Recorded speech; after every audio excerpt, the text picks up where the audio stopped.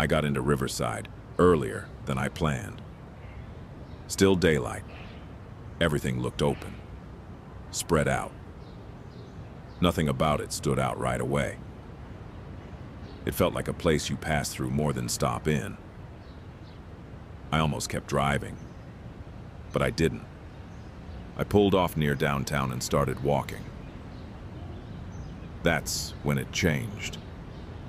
The streets narrowed. The buildings got closer, older, held in place longer than the rest of the city. And then I saw it. The Mission Inn. It doesn't ease into view. It interrupts everything around it. Too detailed, too deliberate. Like it belongs to a different version of the city that never fully left. I cross the street slowly and stop in front of it. People are moving in and out. Everything functioning like it's supposed to. But the building doesn't feel like it's part of that movement. It feels fixed. Like it's still operating on something older. Riverside built itself around places like this. They didn't get replaced. They were built upon. And over time, people started noticing things that didn't match what's there now. That's what I'm here to see. I'm visiting 8 locations this week. Let's go.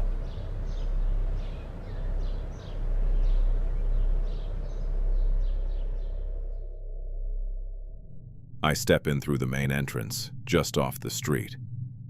The shift is immediate. The light drops. The air cools. Outside, traffic, voices, movement. Inside, stone, tile, and quiet. The walls pull inward slightly, thick, set deeper than they should be.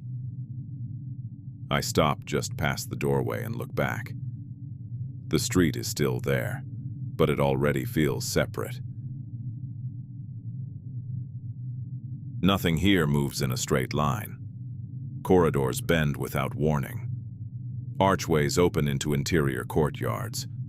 Tile underfoot. Balconies stacked above. Then the space narrows again. I pass under a low arch and into another hallway. Wood beams overhead. Iron fixtures set into the walls. Doors spaced unevenly along both sides. Some slightly recessed.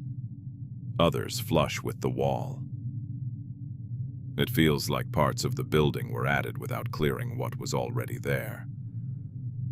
I stop at a corner and look down a longer stretch of hallway. It isn't empty, but no one's there. The Mission Inn wasn't designed as a single structure.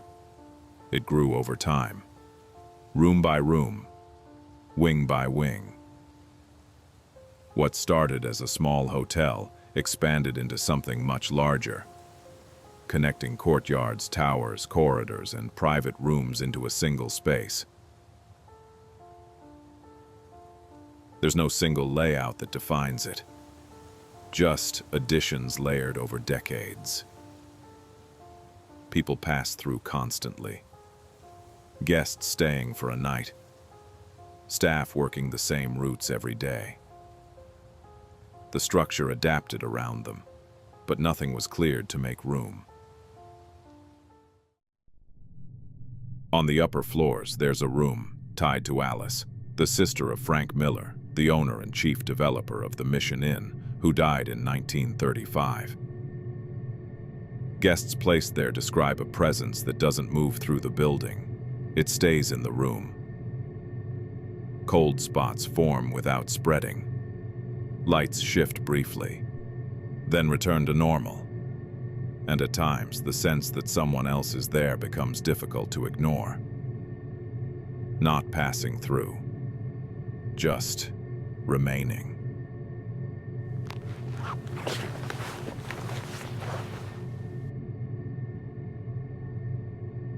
Near the bridal suite, the reports change. They're physical. Guests using the staircase nearby have described feeling a sudden force behind them, enough to break their balance for a moment. Not a stumble, not a misstep. Something applied, then gone. No one on the stairs. No movement above or below.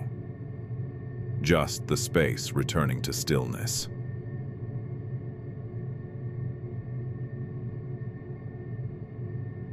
In the Spanish dining room, figures have been seen near the edges of the space. Between tables, near the walls, never fully crossing into view, never staying long enough to be followed.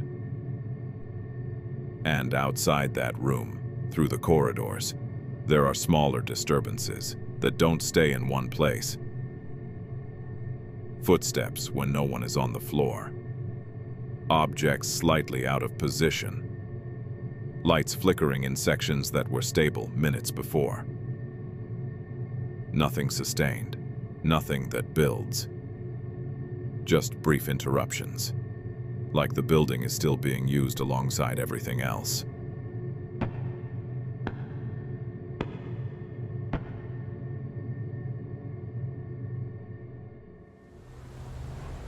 I step back out onto the street. The noise returns all at once, everything continuing like normal. I turn back toward the building. It stands out immediately.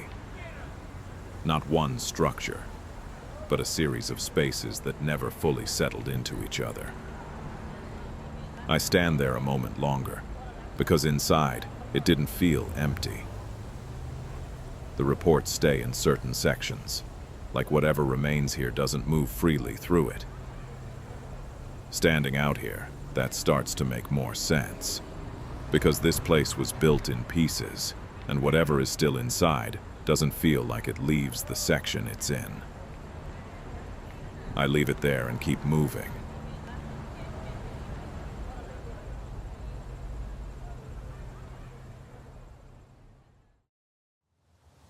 The sun is already low when I get here. The building sits back from the street. Wide, horizontal, concrete and glass, holding a shape that doesn't try to draw attention, but still does. Palm trees decorate the grounds. There's no line outside, no movement at the entrance. I walk up the steps, slowly, and stop near the doors. Inside, the space opens immediately.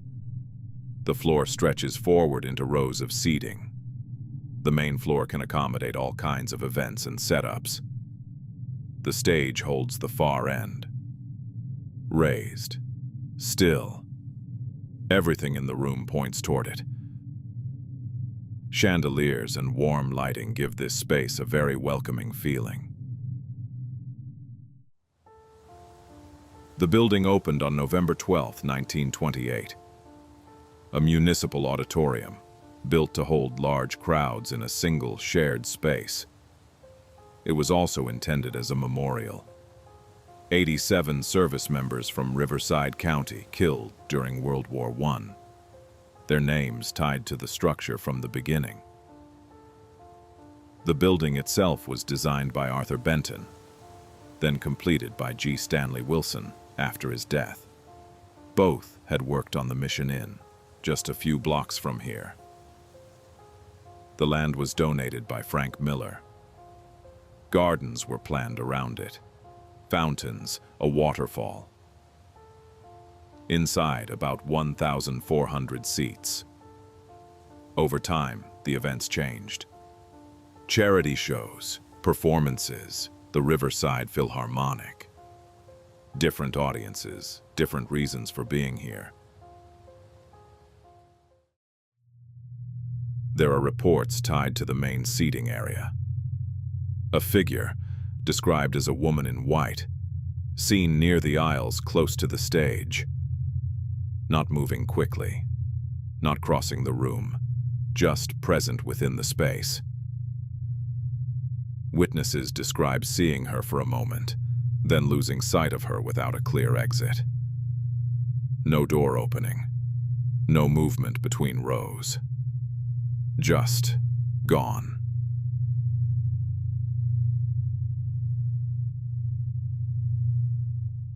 In the upper sections, the reports shift. A second figure, described as a soldier, seen standing along the balcony edge, looking down toward the stage. Not interacting, not reacting to movement below, just positioned there, as if watching something that isn't happening anymore. Staff working below have reported noticing the figure only when they look up. And when they look again, there's nothing there.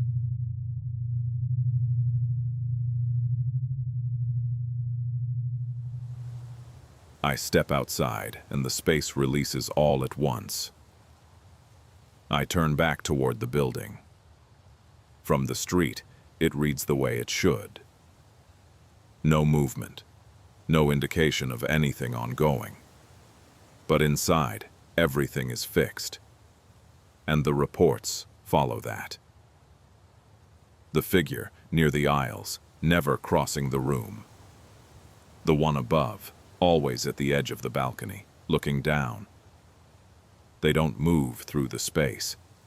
They appear in it, already in position, then disappear without leaving it. Like whatever remains here is still tied to where it was meant to be. I'll leave it here for the day.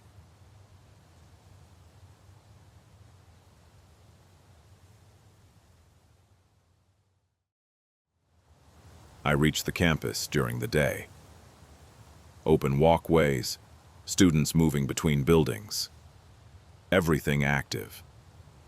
It feels organized, predictable, maintained.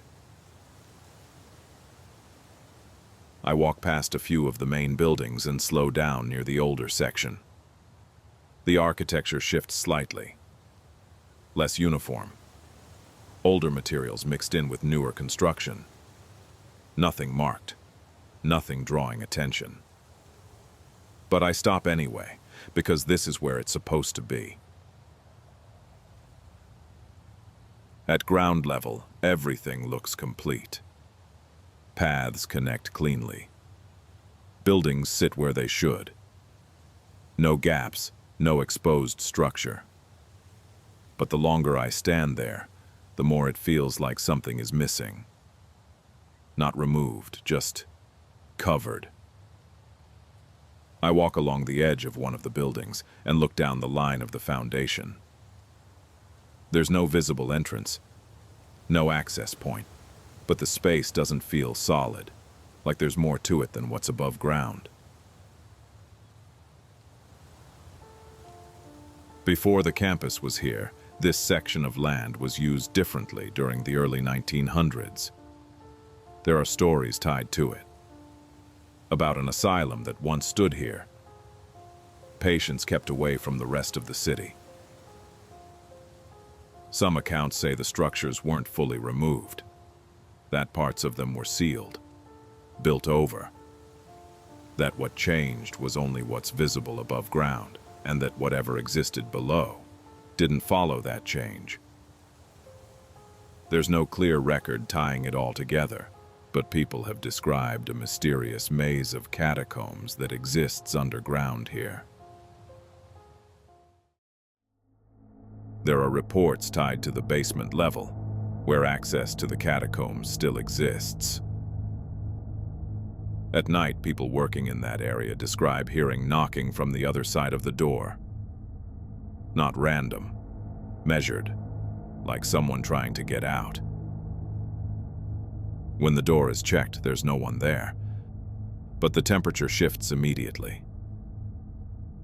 Cold air, stronger than the surrounding space, moving outward from below. Some have reported finding sealed access points partially open, air coming through them. Cold enough to feel out of place, like something underneath is still active.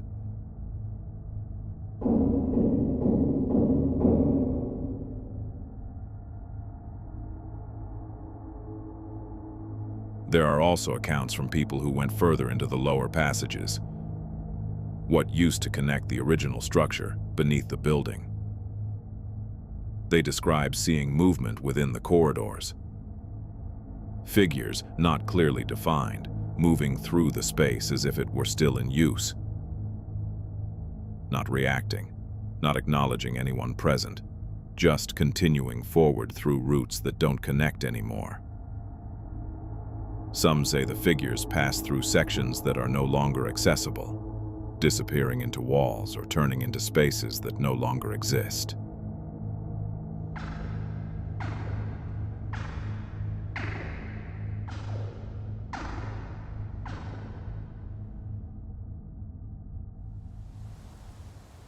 I stop at the edge of the courtyard and look back at the building.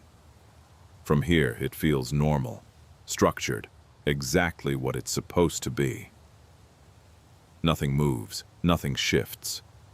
But whatever remains below has a different story. Movement through corridors that no longer connect. Figures continuing forward through paths that aren't accessible anymore. Like the space below never changed with the rest of it. I stay there a moment longer, just watching. Then I turn away and start back toward the street. Even with distance, I can still feel what's underneath. I'll let the day end here.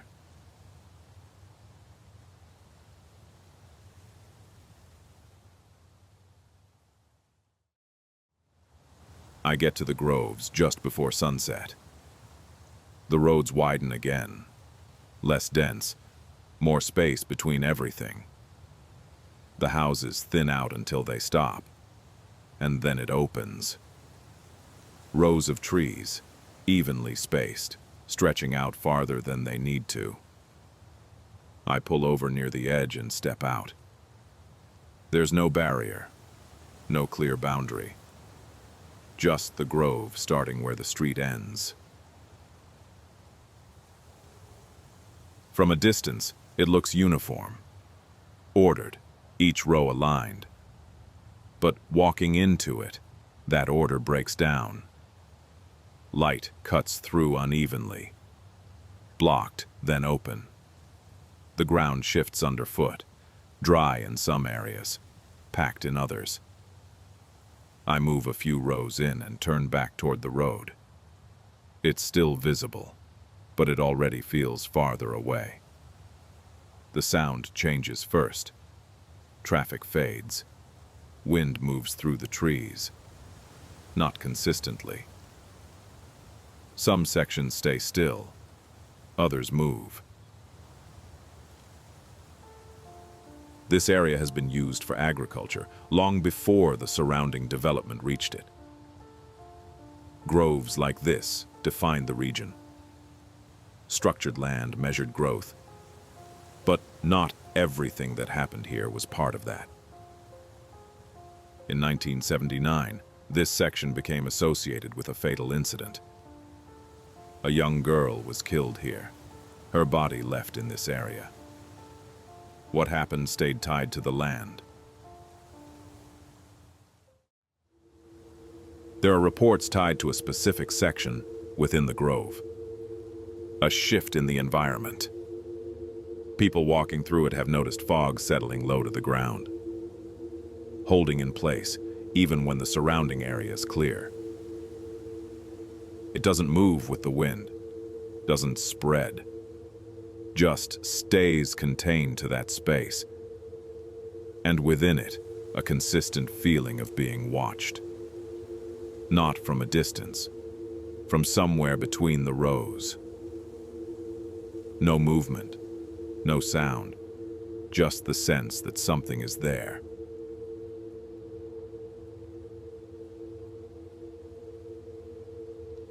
There are reports tied to that same area within the grove. A figure, described as a young girl in a gown, seen between the rows. Sometimes standing, sometimes low to the ground. Movement that doesn't follow a normal posture. She doesn't move toward anyone, doesn't react, just there within the trees. Some refer to her as Shelley. Witnesses describe noticing her from a distance. And then, without any visible transition, she's gone.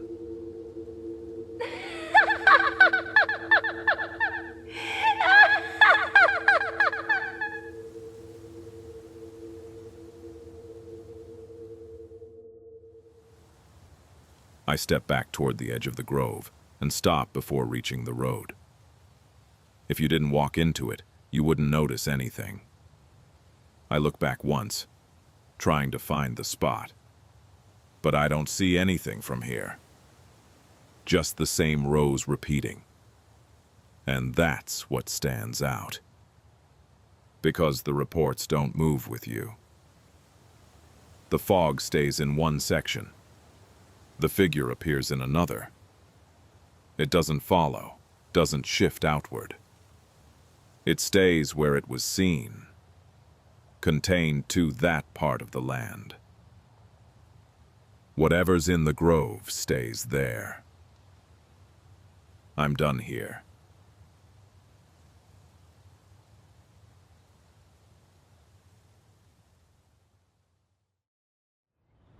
The entrance is easy to miss.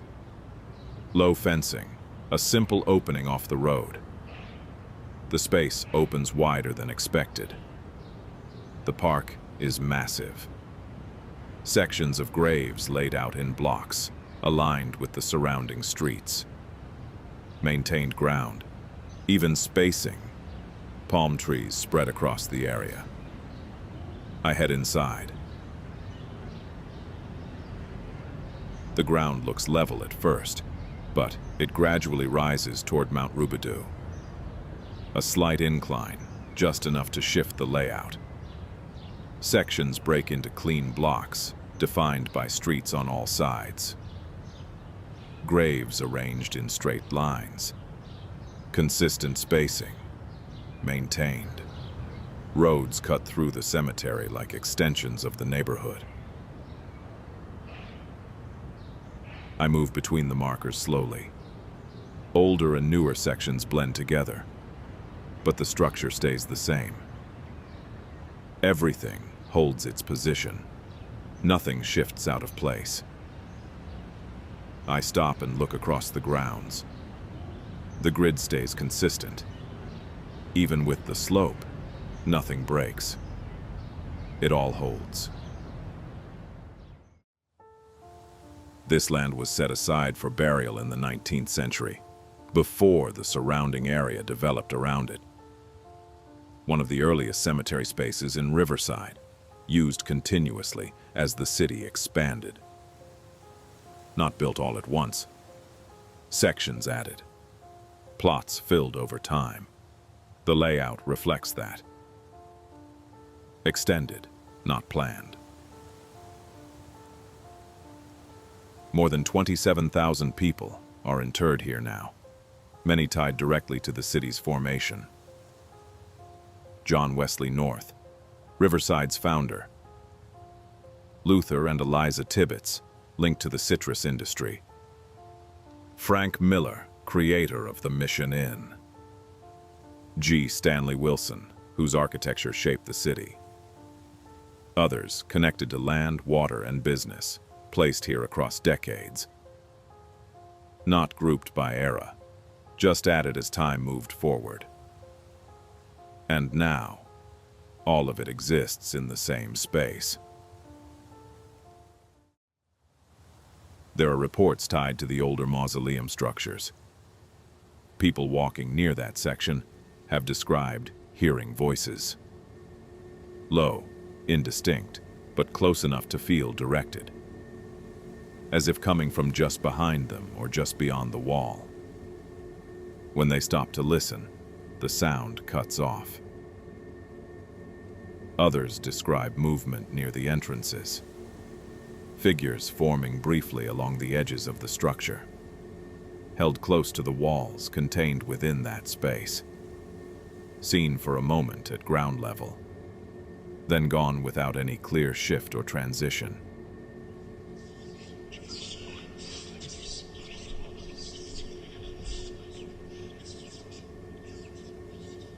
In another part of the cemetery, near where the crematorium once operated, the reports change. People living nearby describe sudden sounds coming from that direction. Deep, contained impacts that register once and fall back into silence. There are also accounts tied to the sections associated with the 1918 pandemic burials. Visitors moving through those areas describe faint lights.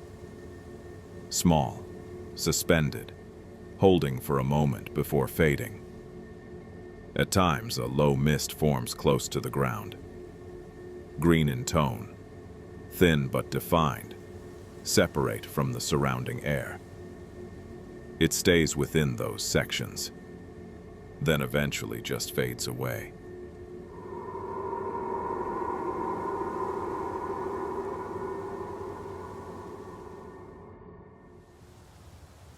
The cemetery grounds seem peaceful from a distance.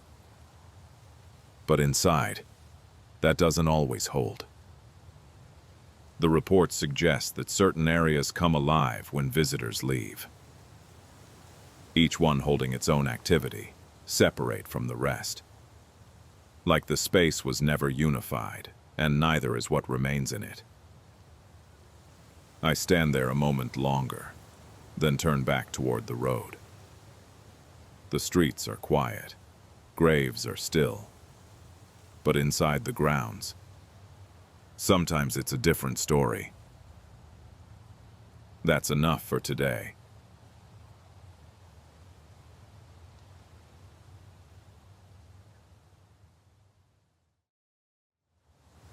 The campus is active when I get there. Classes are still in session. Students moving between buildings. Conversations carrying across open space. Everything active. Brick buildings, stone details. Nothing blocked off, nothing restricted. Just in use. The campus is easy to move through. Clear paths, open sight lines. You can see where you're going before you get there. Entrances set back slightly, windows darker than they should be.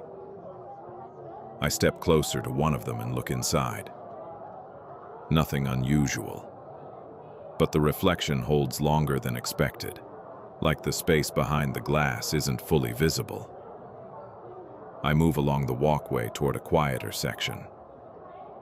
Fewer people, less movement. The sound drops off quickly. The campus has been in use for over a century. It was built in phases, older structures remaining in place as new ones were added around them. Students passing through year after year. Classes repeating. Schedules repeating. But not everything tied to it is part of that cycle. In 1966, a student, Sherry Jo Bates, was killed, and her body was found on campus. The case was never fully resolved, and over time, the campus became tied to more than just the event itself. Students studying late have described a sudden shift in the air. Not gradual, a single change. Cold, stale, moving through the space without direction. The temperature drops just enough to register, then holds. No source, no airflow, and no one else nearby to account for it. When it clears, it does so immediately, like the space resets on its own.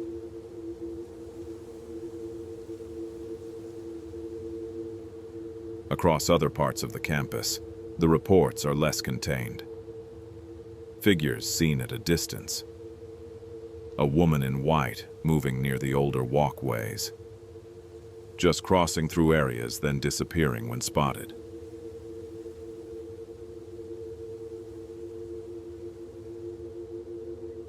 Others have described seeing a figure inside classrooms or near windows, someone standing still as if waiting.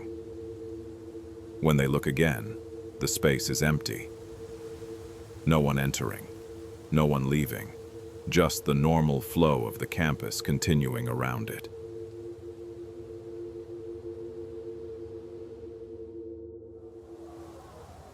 I step back toward the main walkway and stop for a moment. Students pass by without slowing down. Nothing out of place. But not every part of the campus feels like that. Some areas hold differently. Quieter, less responsive. And the reports follow that. They don't stay visible. They don't build. They appear for a moment, then clear out like nothing happened. A figure at a distance. A shift in the air. A figure in an empty room. Then gone. Like whatever is tied to this place doesn't fully carry forward. It surfaces briefly, then falls back out of view. I leave through the same path I came in on. There's still more to check.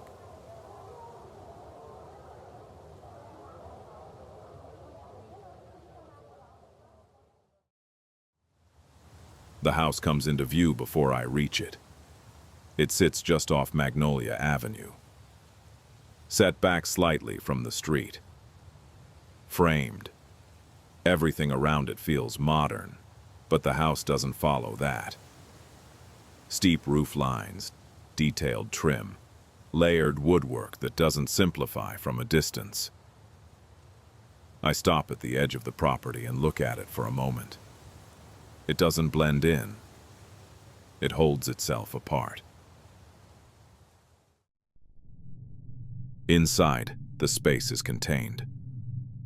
Rooms connected directly to each other. No long transitions. You move from one space into the next without distance in between. Furniture set in place.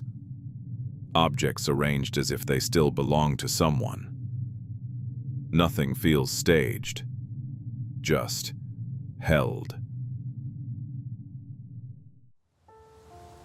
The house was built in 1891 for Catherine Bettner.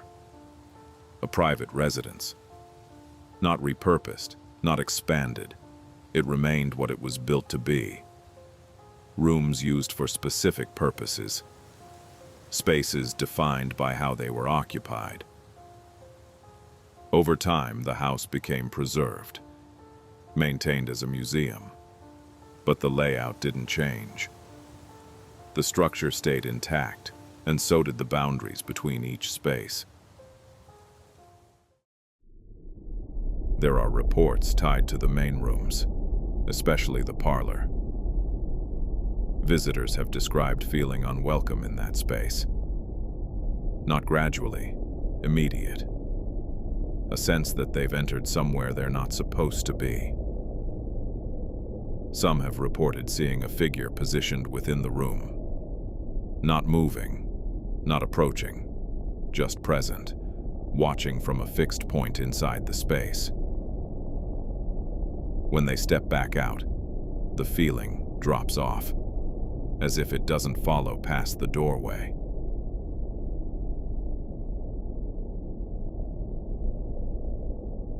Below the house, the reports change. The basement holds a different tone. Less visible, more contained. People entering that area have described hearing sound that doesn't match the space. A child crying. Not constant, not echoing, just present for a moment, then gone. Some have stopped to try and locate where it came from, but the sound doesn't repeat, and there's nothing there to account for it. At times, the space feels occupied, but not by anything that moves through it. Just something that remains.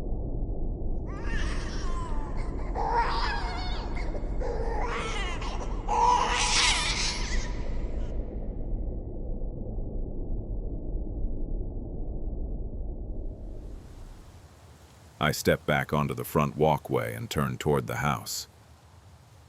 From here it looks smaller, quieter than it felt inside. But inside, it didn't behave that way. Each room held on its own. The parlor, with a watchful presence. The basement, that had sounds with no source. Nothing carried between them. The reports don't move through the house. They stay where they occur. Held within the room they're tied to. Like the doorway is a boundary they don't cross. I stand there a moment longer, then turn away. Because whatever is still inside doesn't feel like it follows. Just remains where it was witnessed. I'm heading up to the mountain tomorrow.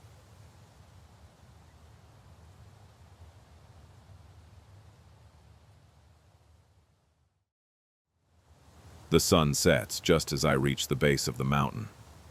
The road curves upward. Open, exposed, nothing blocking the view. The city is still visible behind me. Lights starting to come on. Everything below feels active, normal. I start walking up the path. The trail is clear, wide enough to follow without thinking. No obstruction, no turns hiding what's ahead. But the higher I go, the less connected it feels to the city below. The sound drops first. Traffic fades. Wind moves across the surface without carrying anything. I pass a few people heading back down. No one going up. The light shifts quickly. Less detail, more shadow. I stop near a steeper section and look off to the side. The path continues, but the ground beside it falls away, faster than expected. No barrier, just distance. The mountain has been used this way for a long time. Walking, observation, a place to move above the city. In April 1909, Jacob Reese suggested holding an Easter service here at sunrise. The following Sunday, people gathered at the top. Open air, no structure. By 1912, thousands were coming up for it. They considered building a large amphitheater into the hillside.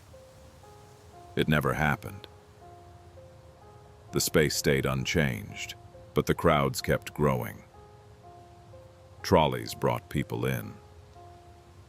At its peak, tens of thousands stood here at once. There are reports tied to the steeper sections of the trail. At night, hikers have described seeing figures standing just off the path. Covered, faces not visible. Not moving, not approaching, just positioned within the dark. Some describe passing by without interaction, then looking back and finding no one there. No sound of movement, no shift in direction, just absence where something was. And in those moments, the air changes. Colder, heavier, not spreading beyond the area where the figures were seen.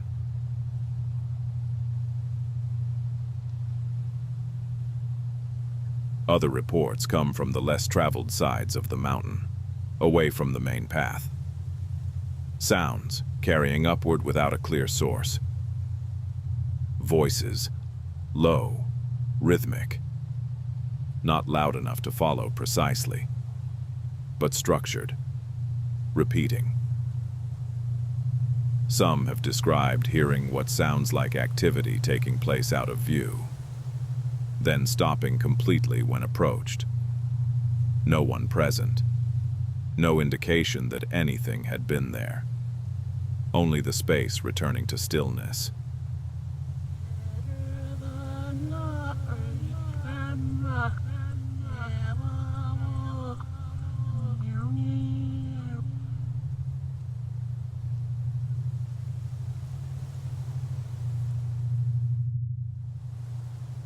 I reach a higher point and stop. The city spreads out below me. Lights on, movement everywhere.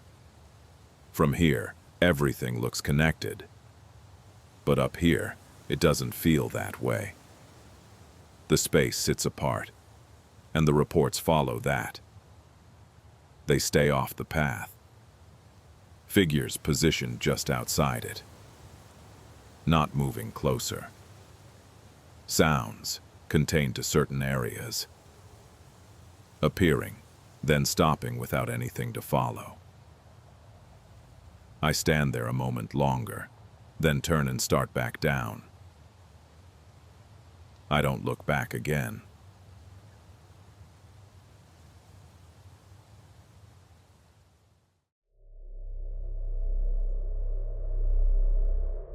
I've been moving through Riverside, one place at a time. Different parts of the city, different structures, different ground. But the feeling doesn't stay contained to any one of them. It carries. Not in a way that follows, but in a way that overlaps. Like each place holds its own version of something that didn't fully clear. And once you've moved through enough of them, it's harder to separate what belongs where. I stop for a moment. The city is still active around me. Nothing out of place. But it doesn't feel the same as when I got here. It's time for me to go.